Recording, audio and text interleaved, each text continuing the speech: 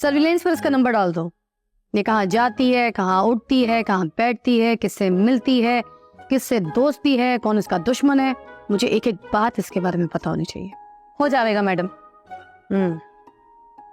नजाकत का नंबर भी सर्विलेंस पर डाल दो। के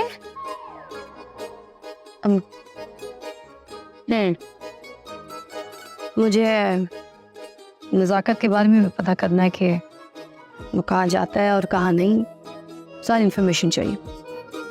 ये भी हो जाएगा मैडम। ठीक है,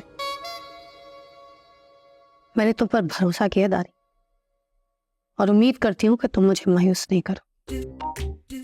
मैडम जी, आपको धारी से कभी मायूसी ना होवेगी, आपको इंशाल्लाह धारी पे फख्र ही होवेगा। तो फिर लग जाओ काम पे, अभी और इसी वक्त। Best of luck. जी मैडम।